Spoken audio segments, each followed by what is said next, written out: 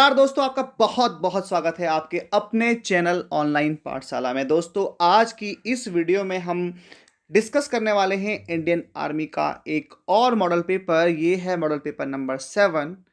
इससे पहले हम 6 और भी मॉडल पेपर्स सॉल्व कर चुके हैं जो कि इंडियन आर्मी में बार बार पूछे जाते हैं। तो चलिए स्टार्ट करते हैं बिना किसी देरी के। पहला क्वेश्चन आपके सामने है, अर्जुन अवार्ड दिया जाता है। अर्जुन अवार्ड किस चीज़ के लिए दिया जाता है? तो ऑप्शन आपके सामने हैं, आपको जल्दी से आंसर बताना है। हम ऑप्शंस को नहीं बोलेंगे क्योंकि अभी हमको इन जो यहाँ पर आपका मैथ्स का और रीजनिंग का पोर्शन है उसको भी वाइट बोर्ड की हेल्प से सॉल्व करना है। तो जल्दी से अपना आंसर बताइए और इसका जो राइट आंसर है वह आपने टिक किया है ऑप्शन नंबर ए, यानी कि खिलाड़ियों को दिया जाता है अर्जुन अवार्ड। और इसी से रिलेटेड प्रश्न ये है कि द्रोणाचार्य अवार्ड दिया जाता है। तो द्रोणाचार्य अवार्ड जो दिया जाता है वह दिया जाता है बेस्ट कोच के लिए, अर्थात जो बेस्ट खिलाड़ी होते हैं उनको ट्रेनिंग देने वाले बेस्ट कोचेस के लिए, गुरुओं के लिए दिया जाता है द्रोणाचार्य अवार्ड। तो इससे आपको याद रखना है। चलिए बढ़ते हैं नेक्स्ट क्वेश्चन की तरफ। अगला प्रश्न है, कश्मीर घाटी का मुख्य शहर कौन सा है? तो जल्दी से बताइए अपना सही आंसर। कश्मीर घाटी का मुख्य शहर कौन सा है? तो इसका सही आंसर है श्रीनगर। तो ऑप्शन जो बी है वह सही है, श्रीनगर। चलिए, आपने सही आंसर दिया। अगले प्रश्न पर चलते हैं। अगला प्रश्न है, किस देश को मध्य रात्रि के सूर्य का देश भी कहा जाता है? देखिए आपके सामने ऑप्शन है, 4 ऑप्शंस। जल्दी से सही आंसर को बताइए। तो जो सही आंसर आपके सामने है वह है नॉर्वे। तो ऑप्शन नंबर जो सी है वह बिल्कुल सही है। नॉर्वे जो है इसे मध्य रात्रि के सूर्य का देश भी कहा जाता है। तो ऑप्शन जो सी है वह बिल्कुल सही हो जाएगा। अगला प्रश्न है, सत्यमेव जयते कहाँ से लिया गया है? तो अपना आंसर दीजिए। तो जो भी बता रहा है मुंडकोपनिषद वह बिल्कुल सही है। ऑप्शन जो ए है मुंडकोपनिषद, वहाँ से लिया गया है सत्यमेव जयते, जो कि हमारा ध्येय वाक्य भी है। अगला प्रश्न है, चिल्का झील कहाँ स्थित है? किस राज्य में चिल्का झील है? जल्दी से आपको बताना है।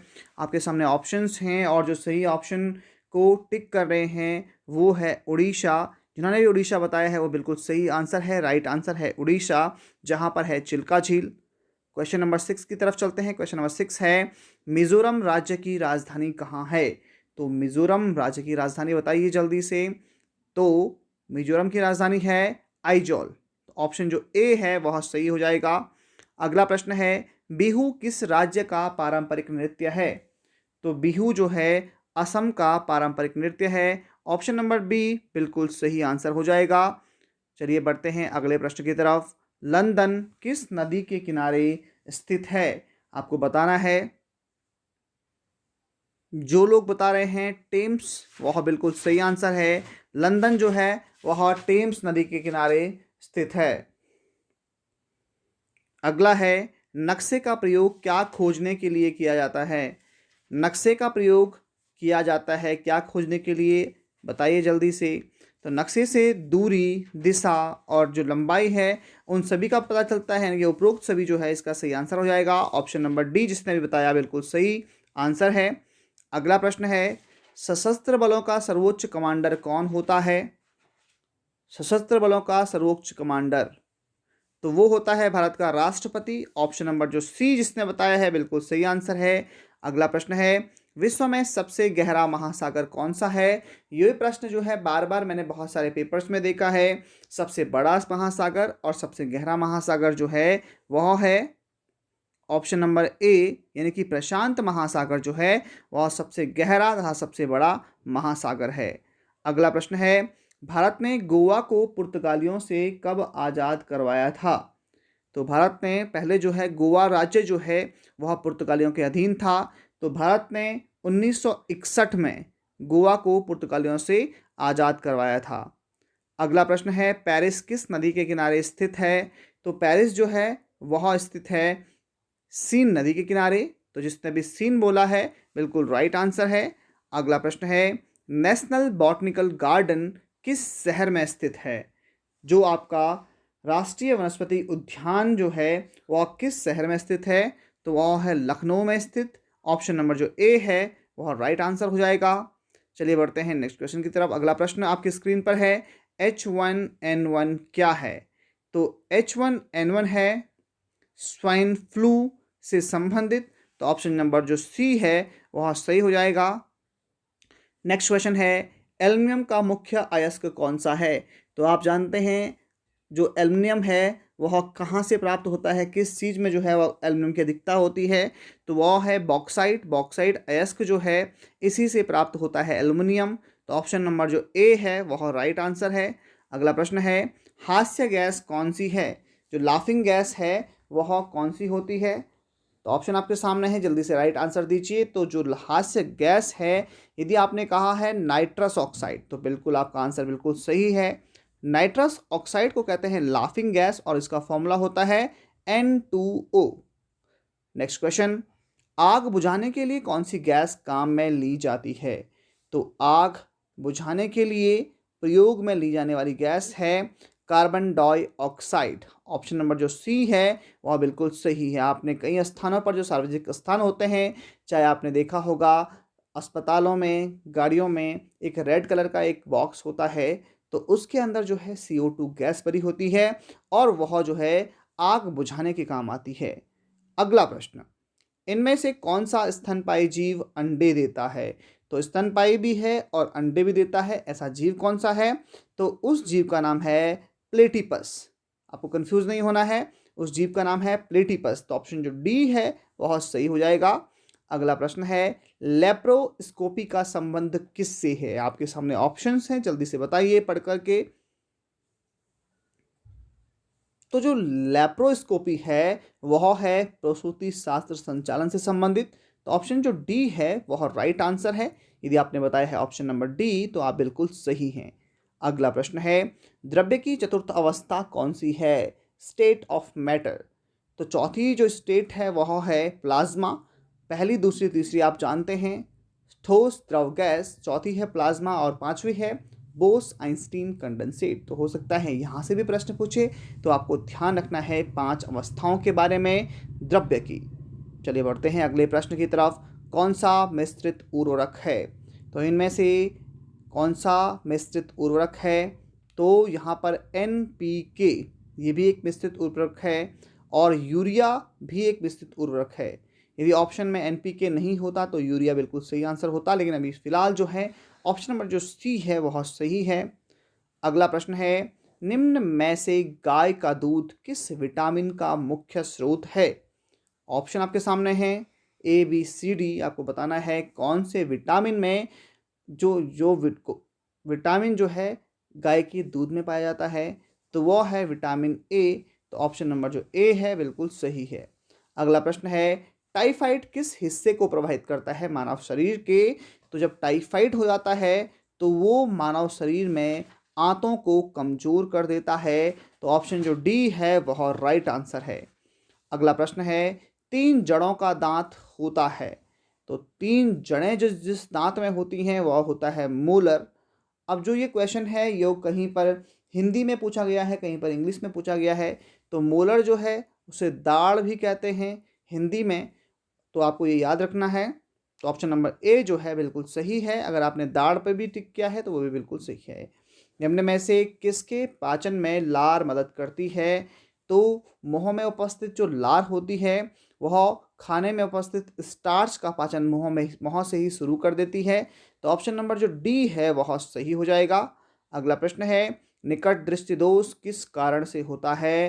तो नेत्र गोलक के बढ़ने से। यदि आपके दिमाग में पहले ही स्ट्राइक हो गया था ऑप्शन नंबर ए कि नेत्र गोलक के बढ़ने से जो है निकट दृष्टि दोष होता है, तो ये बिल्कुल सही आंसर है ऑप्शन नंबर ए। अगला प्रश्न है क्वेश्चन नंबर 28, मनुष्य के मस्तिष्क का वजन क्या होता है? यदि आपकी तैयारी बहुत अच्छे से चल रही है तो आपने बहुत सारे क्वेश्चन पेपर्स में इस क्वेश्चन को देखा होगा और जल्दी से आपने अपना आंसर बता भी दिया होगा। तो इसका जो राइट आंसर है वह है 1350 ग्राम जो है लगभग जो है मनुष्य का मस्तिष्क का वजन होता है, ऑप्शन नंबर सी। अगला प्रश्न है, निम्न में से कौन सा संक्रामक रोग हवा से फैलता है? तो हवा से फैलने वाला संक्रामक रोग इनमें से है तपेदिक या टीबी। जिसको यहाँ पर ऑप्शन नंबर सी जो है आपने यदि कहा है तो बिल्कुल सही आंसर आपने दिया है।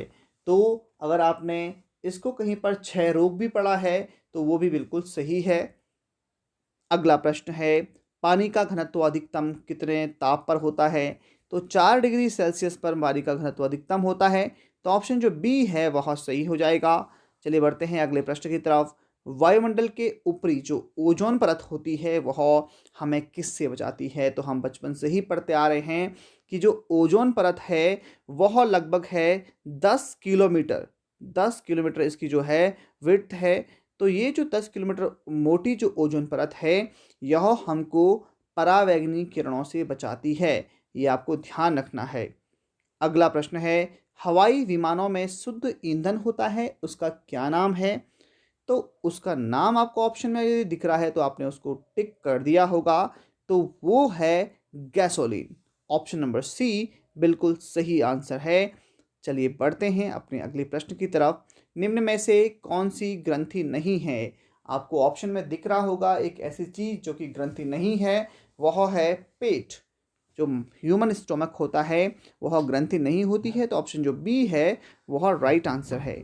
अगला प्रश्न है, ज़्यादा दूरी वाली फोटोग्राफी के लिए सुसाध्य बनाई जाती है। यदि आपको दूर फोटोग्राफी करनी है तो आप किससे करेंगे? तो अवरक्त किरणों की हेल्प से, जो इंफ्रारेड जो रेज होती हैं उनकी हेल्प से जो है जो दूरी वाली वस्तुएं हैं उनकी फोटोग्राफी की जा सकती है। तो ऑप्शन जो सी है वह राइट आंसर है। चलिए बढ़ते हैं आपके जनरल साइंस के अंतिम प्रश्न की तरफ, और वह है, पटाखों में जो हरी आग होती है वह किस वजह से उत्पन्न होती है? तो उसमें उपस्थित होता है क्या? बताइए जल्दी से। ऑप्शन में वो है, तो पटाखों में जो हरी आग होती है वह बेरियम की वजह से होती है। तो ऑप्शन डी यदि आपने बताया है तो बिल्कुल सही बताया है। तो दोस्तों इस प्रकार से आपने खुद को चेक कर लिया होगा कि आपने जो जनरल साइंस और जनरल सामान्य जो ज्ञान है उसके कितने प्रश्नों को आप सही कर पा रहे हैं। तो चलिए आप बढ़ते हैं मैथमेटिक्स के क्वेश्चन की तरफ। यदि आपको मैथ्स में कुछ डाउट्स हैं तो चलिए इसके आगे के क्वेश्चंस को सॉल्व करते हैं। सॉल्व करने वाले हैं जो आपका प्रैक्टिस सेट नंबर 7 है उसके मैथ सेक्शन को। तो आप भी मेरे साथ इन क्वेश्चंस को सॉल्व करेंगे। आपने मुझे बताया था इससे पहले हम जो कि प्रैक्टिस 6 सॉल्व कर चुके हैं, तो 6 प्रैक्टिस सेट में हमने मैथ को जो है आपको फ़ोन पर ही समझाया था, लेकिन जो है यहाँ पर अब वाइट बोर्ड की हेल्प से आपको अच्छे से समझाएंगे, क्योंकि आप लोगों ने बहुत सारे ने कमेंट किया था कि आपको जो है यहाँ पर वाइट बोर्ड से अच्छे से समझाना है। तो आपको क्या करना है, मैं यहाँ पर क्वेश्चंस को सॉल्व करूँगा। तो मैं यहाँ पर आपको स्क्रीन पर जो है आपके क्वेश्चंस दिखेंगे, आपको उनको सॉल्व करना है, वीडियो को पॉज करना है और क्वेश्चन को सॉल्व करने की कोशिश करनी है। यदि आप क्वेश्चन को सॉल्व नहीं कर पाए तो आपको फिर वीडियोज़ को देख करके आपको प्रैक्टिस को सॉल्व करना है। तो चलिए आपका सेक्शन नंबर सी आता है क्वेश्चन नंबर 36। क्वेश्चन नंबर 36 में क्या होता है कि एक आयताकार मैदान का क्षेत्रफल 12,500 मीटर स्क्वायर है, उसकी लंबाई 125 मीटर है, तो उसकी परिधि या परिमाप क्या होगा? तो आपको दिया हुआ है एक आयताकार मैदान, इसका क्षेत्रफल आपको दिया हुआ है 1250 मीटर स्क्वायर, यहाँ पर यह है 12,500 मीटर स्क्वायर, और इसकी जो लंबाई है वो आपको दी है, लंबाई है आपके पास 125 मीटर।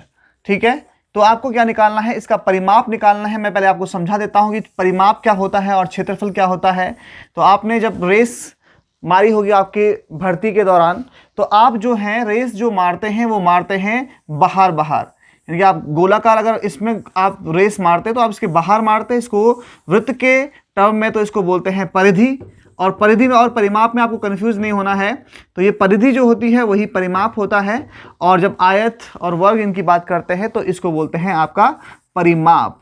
ठीक है, तो जो है सबसे पहले तो आपको क्षेत्रफल दिया हुआ है, तो परिमाप तो हमने बता दिया, जिस भी एरिया में आप रेस करते हैं तो वो इसका परिमाप हो जाता है। अगर हम किसी खेत की बात करें तो खेत के बाहर हम क्या लगाते हैं, अगर हमको बाड़ा लगाना है, वहाँ पे बाउंड्री लगानी है, तो बाउंड्री भी हम परिमाप में लगाते हैं। लेकिन क्षेत्रफल क्या होता है, क्षेत्रफल अगर हम इस पूरे फील्ड की बात करें जहाँ पर हमको खेलना है या जहाँ पर घास उगानी है, बहुत सारे ऐसे प्रश्न भी होते हैं, तो उसको बोलते हैं क्षेत्रफल। आपको क्षेत्रफल दिया हुआ है, वो क्षेत्रफल है 12,500, और आपको यहाँ पर लंबाई दी है वो है आपकी 125 मीटर।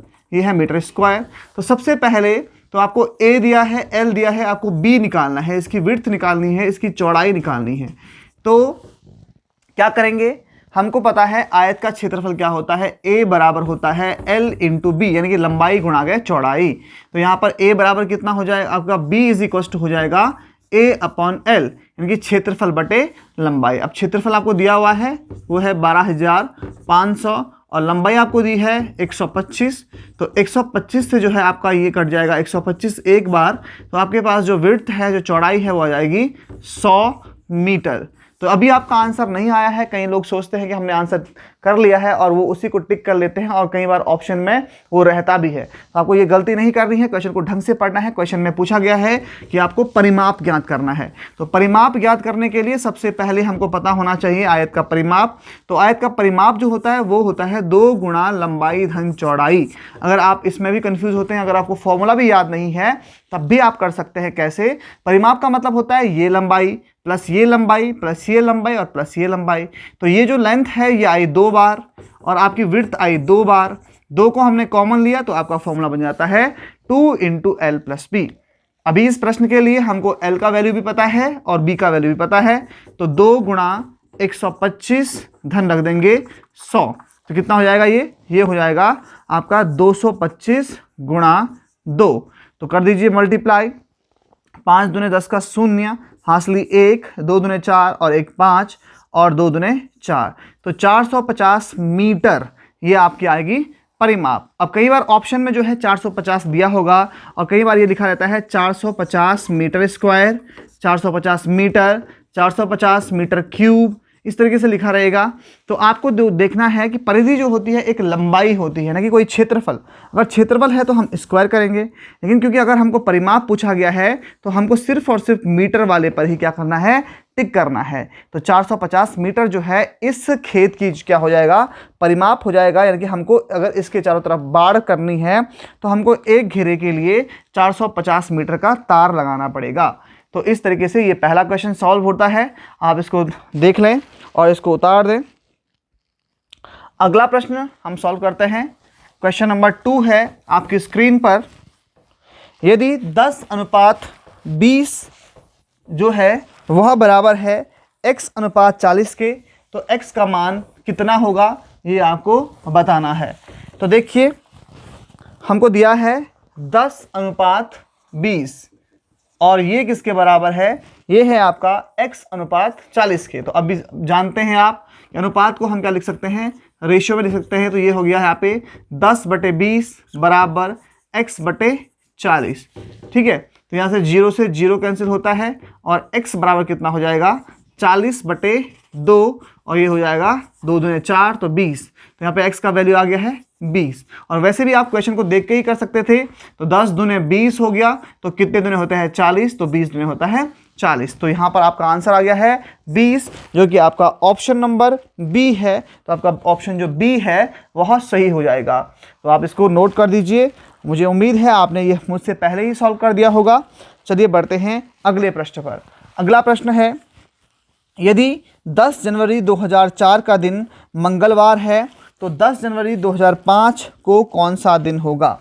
तो 10 जनवरी को दिया गया है 2004 को कि है मंगलवार। तो अभी जो है 10 जनवरी 2005 को कौन सा दिन होगा ये आपको बताना है। तो इसके लिए सबसे आसान क्या है कि देखिए 2004 जो है वह आपका कितना जाता है, ये जाता है 364 दिन का, ठीक है, ऑर्डिनरी ईयर है। और 2005 जाता है आपका 365 दिन का, यानी ये क्या है, लीप ईयर है। तो इसमें क्या होगा आपका फरवरी 29 का जाएगा। तो इसमें 1 और 2 दिन और बढ़ जाएंगे, तो मंगल, बुध और बृहस्पति। तो ये हो जाएगा बृहस्पतिवार या फिर गुरुवार।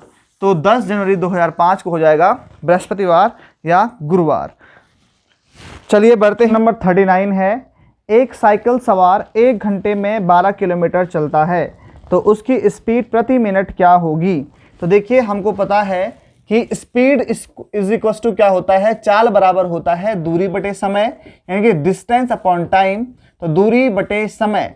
अब जो दूरी है वो हमको दी है, वो दी है 12 किलोमीटर। 12 किलोमीटर हमारे पास दूरी है और जो समय है वो हमारे पास है 1 घंटे। तो इसको आपको चेंज करना है मीटर पर मिनट में, ये किलोमीटर आपको दी है।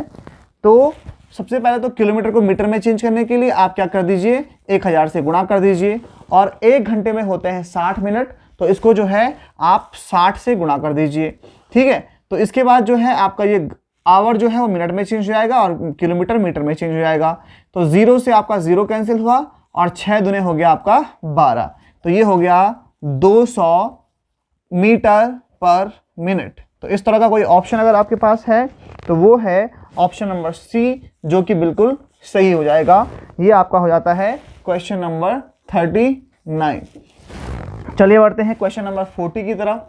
आप भी देखिए और मैं आपको अगला क्वेश्चन जो है आपकी स्क्रीन पर आपको दिख रहा है, 1 किलोमीटर प्रति घंटे की गति किसके बराबर होगी। ऑप्शन आपको दिख रहे हैं, आपको ऑप्शन में से बताना है कि 1 किलोमीटर प्रति घंटे की गति किसके बराबर होगी। तो 1 किलोमीटर पर आवर, तो ये किसके बराबर हो जाएगा, आपके पास ऑप्शन है। तो 1 किलोमीटर में होते हैं, अभी हमने बताया 1000 मीटर, और 1 घंटे में होते हैं कितने, 60 मिनट और फिर 60 सेकेंड। तो ये चेंज हो जाएगा आपका 1000 बटे 6 छके 36 और 00। तो ऑप्शन में कहीं पर आपको ये दिख रहा है, तो मीटर पर सेकेंड, तो ये इसके बराबर हो जाता है।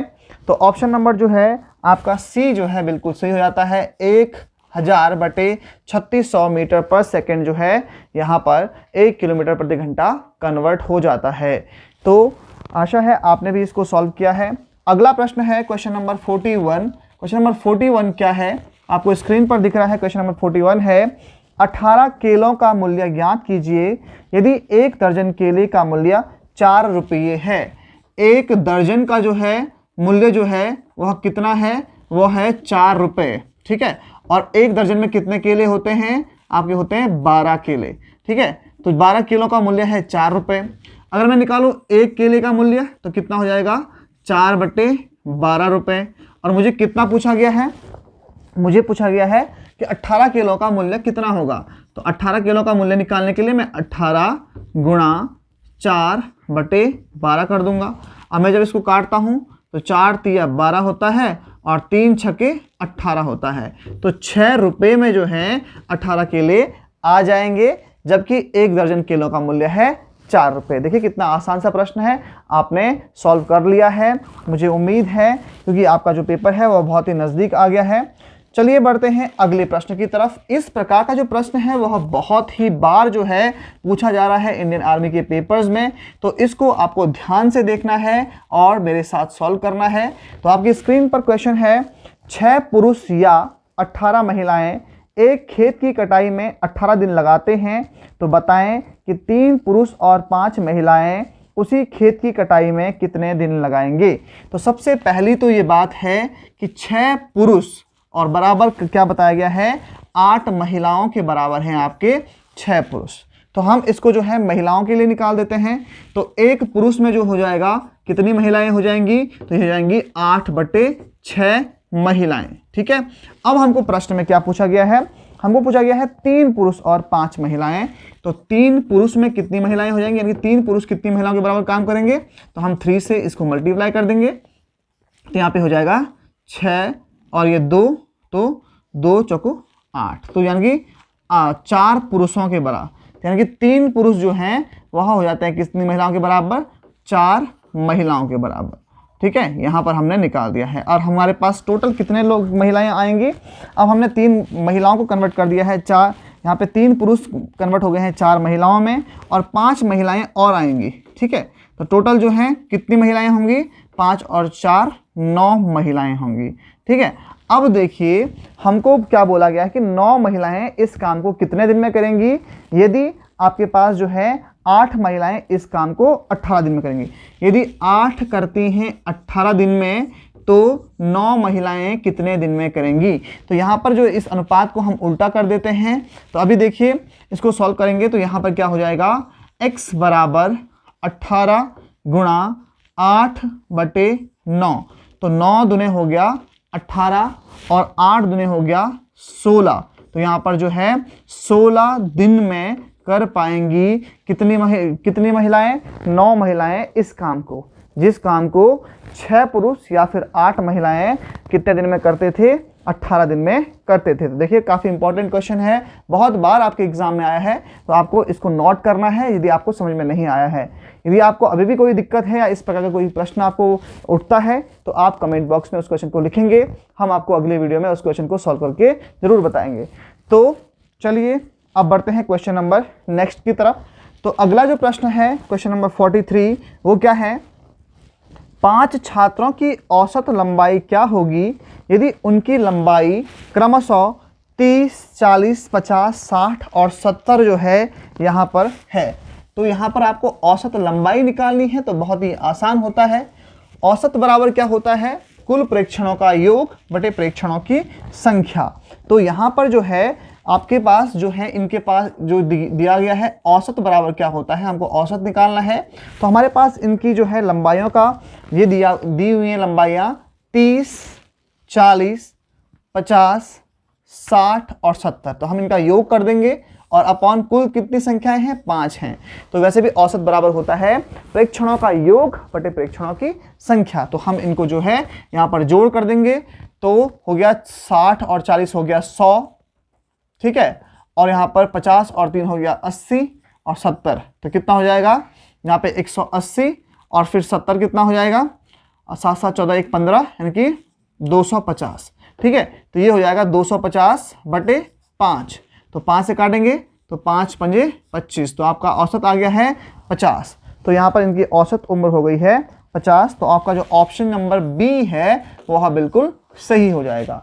अगला प्रश्न है आपकी स्क्रीन पर।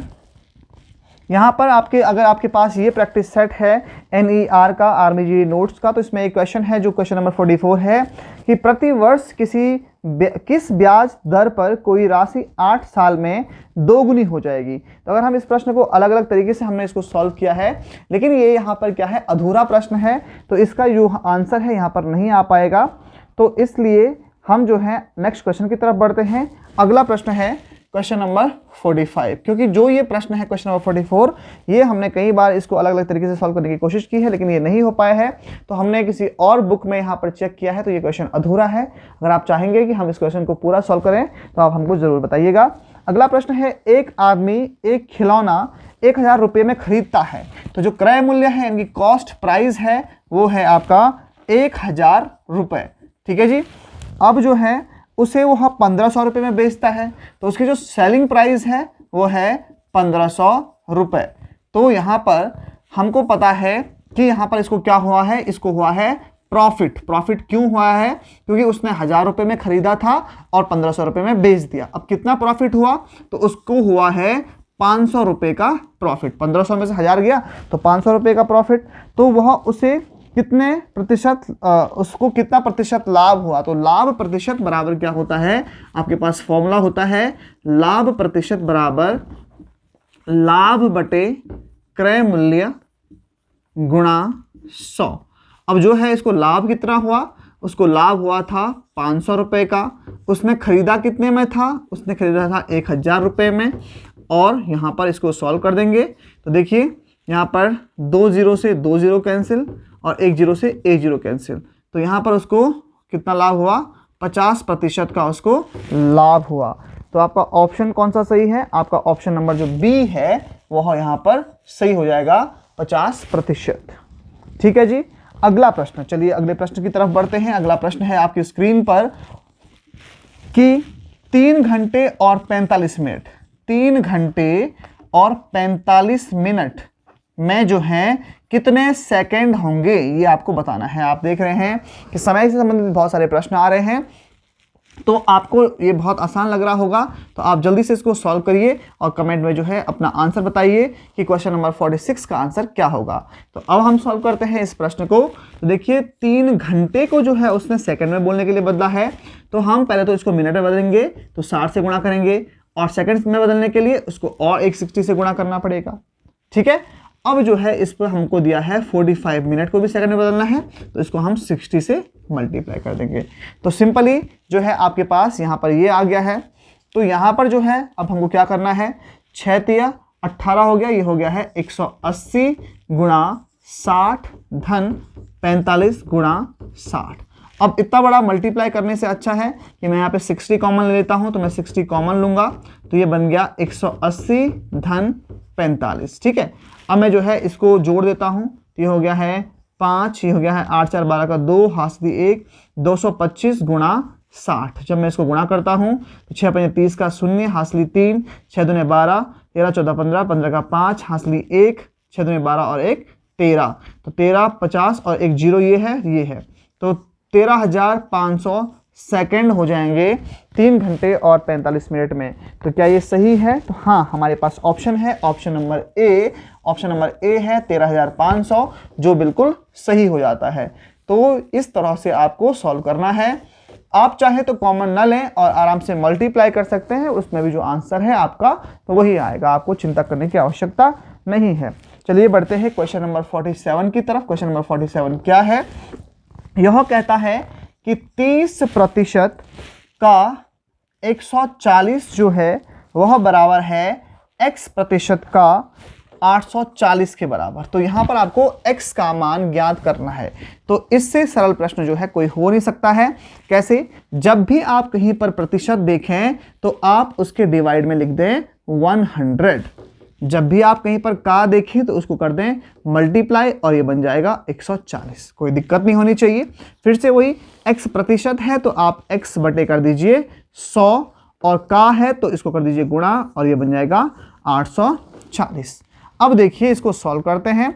तो सॉल्व करने के लिए सिंपली आपको क्या करना है, आप जो है इन 2 जीरो से 2 जीरो कैंसिल कर सकते हैं और आप और तरीके से भी इसको कर सकते हैं। तो चलिए हम आपके तरीके से करते हैं। तो आप 0 से 0 कैंसिल करेंगे, 0 से 0 कैंसिल करेंगे, तो ये हो जाएगा 14 तिया। तो 14 तिया हो गया आपका क्या 48, सॉरी 14 तिया हो गया 42, 42 बराबर x और ये हो गया 84 और बटे 100। तो x बराबर कितना हो जाएगा 42 100 बटे 840। ठीक है, तो 0 से 0 कैंसिल हो जाएगा और 42 दूने हो गया आपका 84। तो यहाँ पे बचा 10 बटे 2 और 10 बटे 2 को हम सॉल्व करेंगे तो 2 5। तो x का वैल्यू आ गया है आपका 5। यहाँ पर अगर आपको समझ में नहीं आए तो मैं फिर से आपको बता देता हूँ कि आपको क्या करना है। सबसे पहले तो 0 से 0 कैंसिल कर दिया, 14 तिया हो गया 42। उसके बाद आपने सिंपली क्या कर दिया, x का मान निकालने के लिए क्रॉस मल्टीप्लाई किया, वज्र गुणन किया, तो 42 गुणा गया 100 हो गया 4200 और बटे हो गया 840। अब मैंने क्या किया, एक जीरो से एक जीरो कैंसिल कर दिया। उसके बाद 42 दुने होता है 84, यहाँ ऊपर बचा 1 और 1 और 0 कितना होता है 10, 10 बटे 2, 10 बटे 2 हो गया 5। ठीक है, तो ये इस तरह से ये क्वेश्चन भी हो गया है आपका सॉल्व, क्वेश्चन नंबर 47। तो आप इसका स्क्रीनशॉट ले लीजिए या फिर इसको जो है नोट कर लीजिए। चलिए क्वेश्चन नंबर 48 की तरफ बढ़ते हैं। क्वेश्चन नंबर 48 क्या कहता है, निम्नलिखित में से कौन 6/20 के बराबर है? तो आपके पास ऑप्शन जो है आपको दिए हुए हैं 6%, 20%, 26% और 30%। तो यहाँ पर 6/20 किसके बराबर होगा? तो सिंपली जो है यहाँ पर भिन्न दी हुई है, भिन्न को आपको परसेंटेज में चेंज करना है। तो परसेंटेज में चेंज करने के लिए हम सीधे सीधे 100 का गुणा कर देते हैं। तो देखिए 0 से हो गया 0 कैंसिल और 10 छके हो गया 60, या फिर इसको काट दो, 2 तिया 6 और 10 तिया हो गया 30, तो 30%। तो यानी कि 6/20 जो है वह 30% के बराबर होगा और ये है आपके पास ऑप्शन नंबर डी, जो कि बिल्कुल सही हो जाएगा। और अब है क्वेश्चन नंबर 49 आपके सामने स्क्रीन पर देख पा रहे हैं, क्या लिखा हुआ है, 4096 का वर्गमूल कितना होगा? तो वर्गमूल जो है निकालने के लिए आप अलग अलग मेथड्स यूज कर सकते हैं और ये है यहाँ पर भाग विधि से।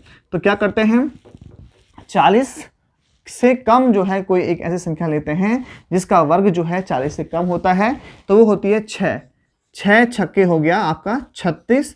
तो हमने इनको माइनस किया तो 40 में से 36 गया, बचा 4। अब हम करेंगे इन दोनों को योग करेंगे तो 6 और 6 हो गया 12।